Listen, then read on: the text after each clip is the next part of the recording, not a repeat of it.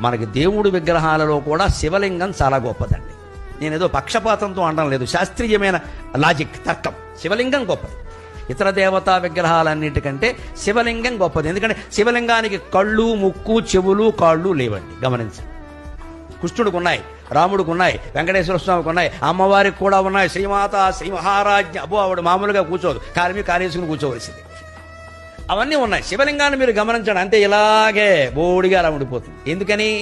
అన్ని మీద నీళ్లు పోసినా జారిపోతాయి, పాలు పోసినా జారిపోతాయి, క్షీరాభిషేకం, తేనె పోసినా జారిపోతుంది, మధువుతో అభిషేకం, పళ్ళరసాలు పోసినా జారిపోతాయి, అన్నీ జారిపోతాయి. అంటే శివుడు ఏం చెబుతున్నాడు? నీ ఆత్మస్వరూపం ఇవన్నీ వచ్చాయి జారిపోతాయి, వచ్చాయి జారిపోతాయి, వదిలేయి వదిలేయి వదిలేయి. మాట వచ్చింది పోతుంది, చూపు వచ్చింది పోతుంది, వినికిడి వచ్చింది పోతుంది, స్పృహ వచ్చింది పోతుంది, అన్నీ పోతాయి. లింగం రూపంలో, శివుడు రూపంలో నువ్వు ఒక్కడవే మిగులుతావు. అదే చిదానంద రూప శివోహం శివోహం.